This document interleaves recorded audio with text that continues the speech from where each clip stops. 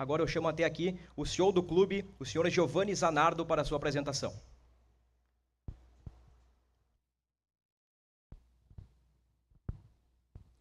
Bom, primeiramente, o meu boa tarde, Conselho de Gestão, vice-presidentes aqui presentes, meu boa tarde aos nossos amigos importantes no processo para nos ajudar na comunicação com a torcida, a imprensa, muito obrigado pela presença. Nosso boa tarde a toda a torcida colorada que nos acompanha pelo canal do Inter, no YouTube, nas redes. Eu penso que o Dalton, nosso vice-presidente, ele falou um pouquinho do processo de transformação que o futebol brasileiro vem vivenciando nos últimos anos. É natural, né? Os segmentos evoluem e o futebol não é diferente e evolui com muita velocidade. E a nossa expectativa aqui, com este exemplo, e a gente quer fazer esta conexão com a torcida, e nós falamos de profissionalização, e nós falamos de transparência, e nós falamos de conexão, porque nós entendemos que esses 3 pilares são importantes para a sequência e para o futuro do Esporte Clube Internacional.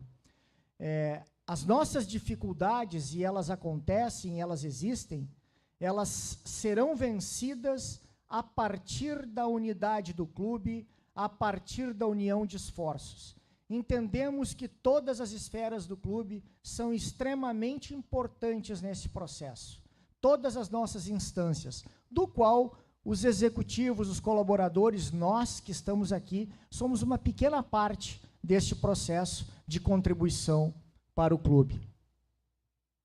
Trago esse organograma muito menos para dar conhecimento das pessoas, mas para falar um pouquinho de como nós entendemos que é a profissionalização do clube. Por que que quando o presidente, os vice-presidentes falam de profissionalização, nós entendemos que ela existe. Não é porque foram contratados profissionais ou foram contratados executivos. É porque nós entendemos que os nossos processos tático-operacionais hoje são conduzidos pelos executivos. A execução se dá por profissionais, vinculadas a uma estrutura do clube associativo, política, estatutária e de todas as instâncias do clube, que validam, que outorgam em diferentes níveis alçadas para que esses executivos possam liderar o trabalho. Então, primeiro a minha figura, que é uma figura nova no clube, a gente sabe que teve uma experiência lá atrás com a OID, e eu aqui nos últimos anos, a partir, né, da primeira gestão do presidente Alessandro, que me convidou para a posição, eu tinha uma execução antes, uma participação no clube como CFO, então na posição de CEO, meu reporte se dá ao Conselho de Gestão do clube, né, que é o órgão que foi escolhido pelo sócio a partir de uma apresentação de um projeto estratégico de proposta de futuro do clube e que foi validado, então, para que esta proposta fosse implementada. E, obviamente, que o Conselho de Gestão, do ponto de vista estratégico, ancora as suas decisões e outorga aos executivos a execução deste projeto estratégico. 2 áreas vinculadas, vamos dizer assim, ao CEO, mais diretamente de staff, negócios estratégicos e planejamento, e eu explico logo na sequência, falo do que são esses projetos estratégicos, são órgãos de staff porque perpassam o clube como um todo, diversas áreas, não são de áreas específicas, e, obviamente, são projetos estruturais para o clube, como o nosso vice-presidente falou, e, por conta disso, existe um envolvimento mais direto da minha parte. E, a partir daí, a gente tem áreas do clube que são tocadas por profissionais. Vocês vão conhecer, os profissionais hoje vão falar sobre as suas áreas, e aí vocês vão conhecer cada um, todos com uma formação relacionada à sua área de atuação, todos já com uma experiência anterior do clube, não necessariamente no futebol. o que nós achamos que engrandece, corrobora, ajuda e contribui para o processo de evolução, porque, afinal de contas, é a oportunidade que temos de trazer novas perspectivas, novos valores, novas análises para o processo. Então, tem uma área que é a área de futebol, que é a área que hoje está sob o comando do Mazuco, que daqui a pouco vai entrar e vai ter oportunidade de conversar conosco.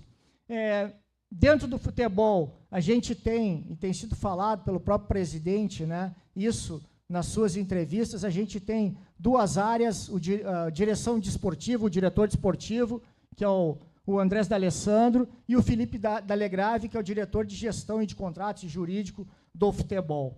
Abaixo do D'Alessandro, que é o nosso diretor desportivo, a gente tem a base e o feminino, né? A base, formação de atletas e transição, é o nosso diretor, o Jorge Andrade, e a Luísa Parreiras, que é uma aquisição nova, recentemente chegou conosco, tem uma experiência importante na área do futebol feminino e tem feito um grande trabalho. Depois nós temos uma outra área, que é a área de receitas e marca, que é uma outra área extremamente relevante, uma área que nós estamos olhando com bastante profundidade, e o nosso diretor, o Marcos, vai ter a oportunidade de falar com vocês um pouquinho sobre isso, da importância que nós damos para isso. A gente sabe que a gente precisa incrementar as nossas receitas em todas as frentes, e para isso precisa ancorar essa expectativa em projetos estruturantes nessa área, e aí o Marcos, que também tem uma experiência nessa área, veio nos agregar e nos ajudar nesse processo a partir desse ano. Embaixo dele a gente tem vendas, tem marketing, tem sócios, tem comunicação e tem relacionamento social.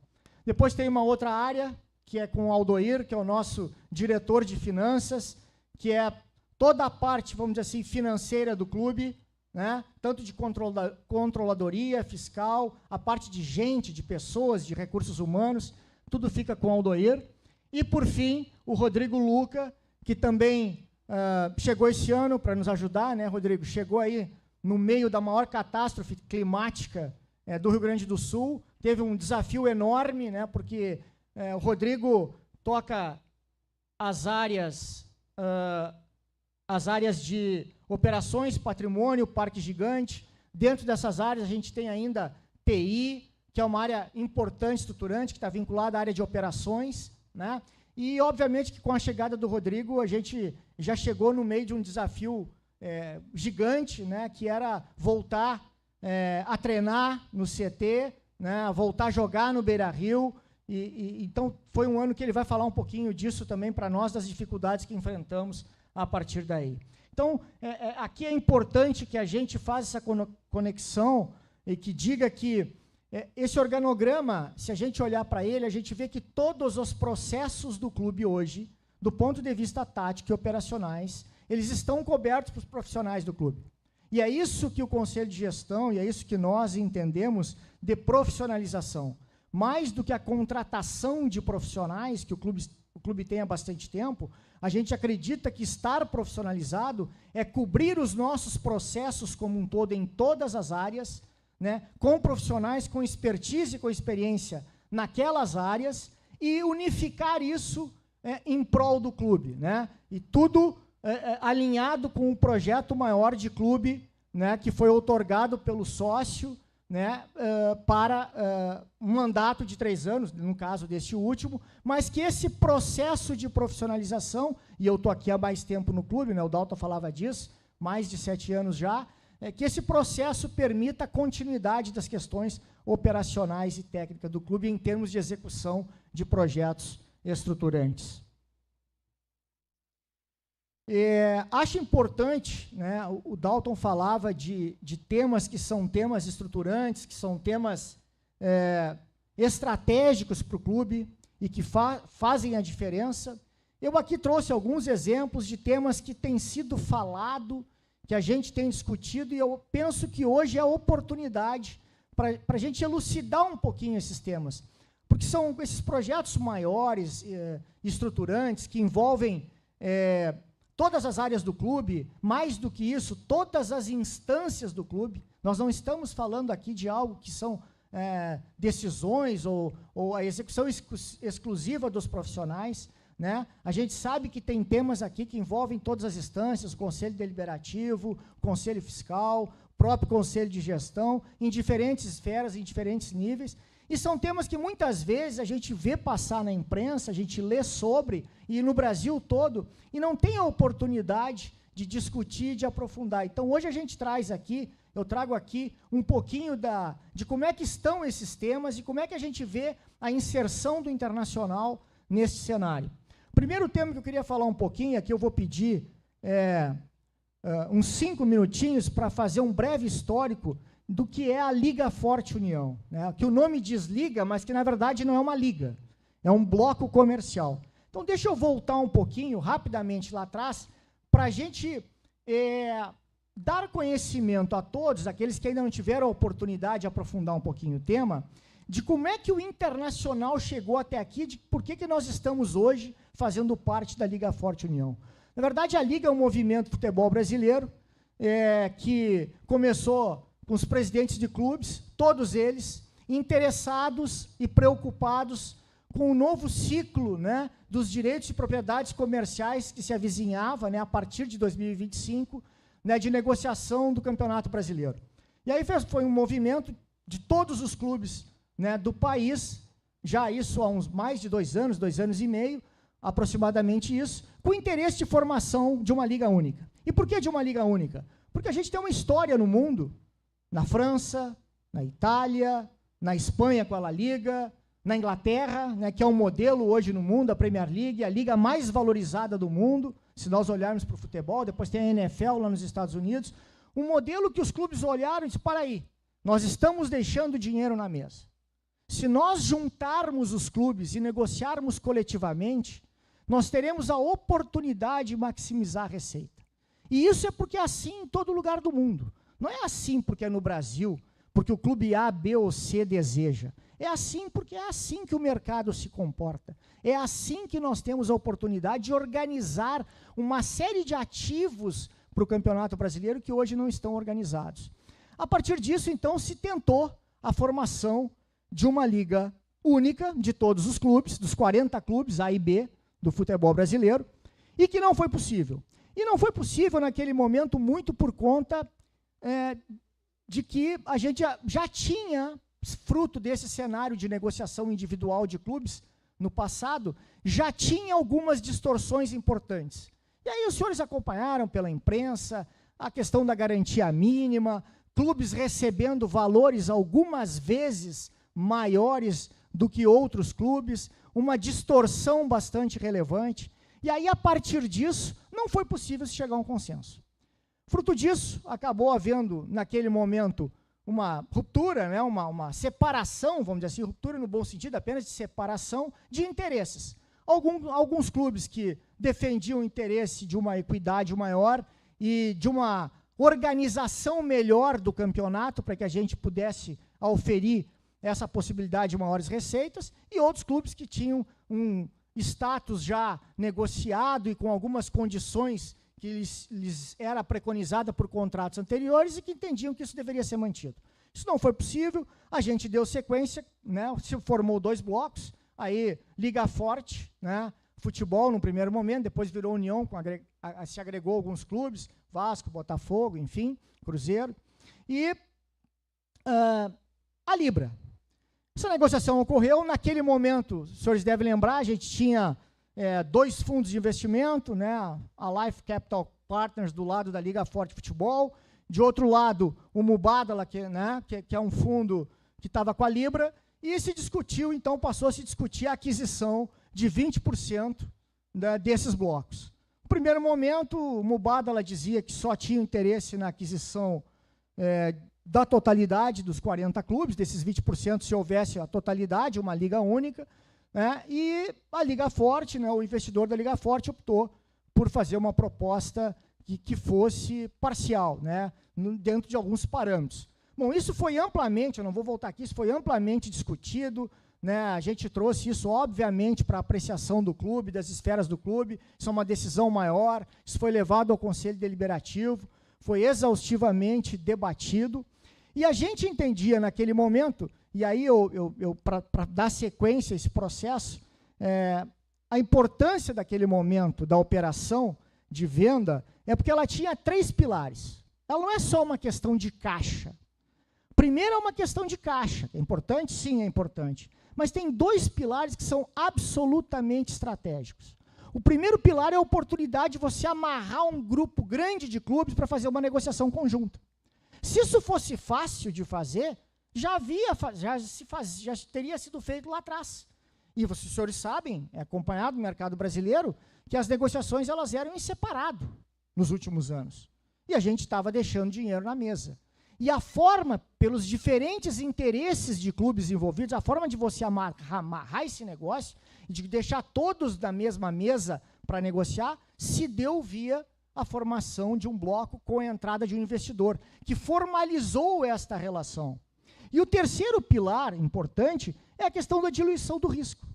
Eu sempre disse, eu defendi quando eu apresentei esse projeto lá atrás, eu dizia que os 20% que a gente estava entregando para o investidor, quando questionado sobre, ele significava dizer o seguinte: se o negócio fosse ruim, se a gente fosse vender de forma ruim os direitos, fosse piorar a venda, a gente tinha entregado um pedaço, a gente tinha diluído o nosso risco. Se o negócio fosse bom, nós tínhamos mantido a maior parte com o clube, 80%. Então, este foi o desenho original do processo. Foi assim que a gente construiu o negócio.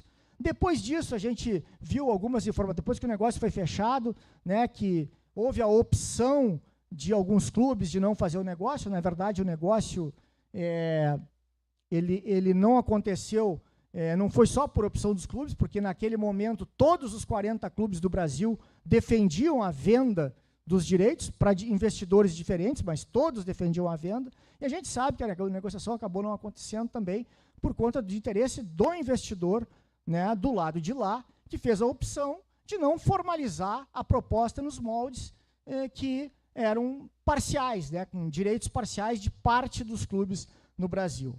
A partir daí, a gente deu sequência, o negócio é realizado, e a gente sai a mercado. Vai a mercado e, obviamente, né, o outro lado também vai a mercado. Eu não vou detalhar aqui, não vou falar de dados do outro lado, a gente tem algumas notícias, né, que saiu na imprensa, de valores que foram negociados da Libra. Eu não vi o contrato, então não vou falar disso. Importante dizer que saíram alguns valores, a negociação se deu com a Globo, na sua totalidade. E a Liga Forte União saiu também em busca da sua negociação. Obviamente que os negócios e o interesse da Liga Única, ela continua. E aí eu passo para o segundo item. Obviamente que todos nós e todos os presidentes e executivos do futebol brasileiro, vinculados ao futebol e vinculados a esta área, sabem que nós tivermos uma negociação coletiva dos 40 clubes, todo mundo ganha. Vai ser bom para todo mundo. Portanto, as conversas em alto nível, elas continuam acontecendo, com este interesse, com algumas dificuldades e com este interesse. E aí, por conta disso, alguns desafios e alguns pontos têm sido abordados. Um dos desafios, e aí eu encaixo o segundo tema aqui, para desmistificar um pouquinho também, é a questão da recompra. O que significa dizer de recompra? Aí a gente ouviu aí na imprensa, ouviu algumas notícias, nível de Brasil todo, e não, porque a Liga Forte se arrependeu, né, então agora quer receber de volta, o investidor se arrependeu. Não, na verdade, não tem nada disso. Não tem arrependimento na mesa. O que tem é a possibilidade da gente construir um futuro melhor com 40 clubes. E hoje, a gente tem um cenário de que você tem 20% de um lado e 0% de outro. Como é que se aproxima isso? Se você diminui essa participação, né, de um lado, e aí você tem uma possibilidade de aproximar, porque aí você tem uma possibilidade do outro lado, e daqui a pouco você um interesse de venda de uma participação menor. E aí você consegue equalizar esse cenário. E por que isso é importante? E por que isso a gente veio discutir? Porque, obviamente, é uma necessidade, né, dos dois lados. Isso é bom para o investidor, por quê? Mas então o investidor se arrependeu, porque se é bom negócio, por que ele faria? Ele faria porque ele sabe que ele vai ter, se ele está ganhando dinheiro da situação do jeito que está, ele vai ganhar mais dinheiro com 40 clubes. Esta é a premissa. É ganha-ganha para todo mundo. Se eu tenho 10 e eu posso fazer 20, né, ter às vezes 10% de 30 é melhor ter 20 de 10. Esse é o racional do investidor. E para os clubes da mesma forma. Se a gente conseguir construir um cenário de que a gente tem a possibilidade de unir os 40 clubes e negociar em conjunto, a gente não tem dúvida de que a gente vai maximizar esse negócio para todo mundo. Então, a recompra veio à discussão a partir disso. Do lado do Internacional, alguns clubes já decidiram esse processo, já tem o seu lado, vamos dizer assim, sedimentado, já tem o seu interesse definido, né? No caso do Internacional, nós estamos avaliando. É o que eu posso dizer para vocês. Não vou aqui falar de valores, dar detalhes, porque nós estamos no meio de um processo negocial, mas o Internacional não tem nenhum compromisso, neste momento, de fazer ou de não fazer o negócio. A decisão é exclusivamente do nosso Conselho de Gestão. O que nós estamos fazendo é analisar no campo executivo, é fornecer informações e acompanhar o mercado. Giovanni, por que é que não fez ainda? Porque nós não temos tanta pressa assim, a gente não vai levar esse negócio por muito tempo. Por que a gente não tem tanta pressa? Porque a gente também está esperando para ver, eu já vou falar disso, como é que vão acontecer os direitos de transmissão. Isso também é parte dessa decisão. Também é parte desse processo a gente ter uma sinalização maior. Como a condição negocial do clube hoje é positiva na mesa de negociação, a gente não tem risco de se melhorar muito o cenário dos direitos de transmissão, a gente perder dinheiro, porque nós já negociamos algumas travas nesse sentido, esse risco não existe mais, nós estamos absolutamente tranquilos nesse processo. E é só por isso que a decisão ainda não foi tomada. Mas deve ser tomada aí num curto espaço de tempo, por óbvio que, e aí uma outra pergunta que tem sido feita, mas e aí, se tomar a decisão, pode não haver entrada dos recursos agora, previsto para o final do ano. Pode ser que não aconteça. Se não acontecer, a entrada internacional está preparado para fazer o enfrentamento disso. Venda dos direitos de transmissão. E aí, chegando aqui ao fim da minha fala, para deixar que os executivos se manifestem. O que a gente pode dizer disso? Eu não posso dar detalhes, obviamente, ainda das negociações, por óbvio que nós estamos no meio de um processo. O que é possível nós dizermos? Liga Forte União tem 6 jogos por rodada para vender. Nós vendemos 2 jogos, até agora, formalizados. Foram anunciados, inclusive, aí, os senhores devem ter acompanhado, nós temos Record, nossa parceira formalizada, nós temos Google, YouTube, formalizado, e agora, mais recentemente, assinamos com a Amazon. Acho que os players envolvidos neste processo, eles falam um pouquinho de que se existe o interesse ou não existe o interesse nos direitos de transmissão e nas propriedades comerciais do Campeonato Brasileiro dos clubes da Liga Forte União. Isso é um outro tema que se falou muito, não vai ter para quem vender, não tem que... Enfim, eu acho que esses players que hoje já estão comprometidos com a Liga Forte União, e quem eles são no mundo, Google, Amazon, Record, eles falam um pouquinho, né, do interesse da possibilidade que a gente tem. Até aqui a gente está muito satisfeito, a gente entende que tem um excelente cenário para concluir os outros 4 jogos que nós ainda estamos negociando, e estamos já com algumas negociações avançadas, tem boas conversas.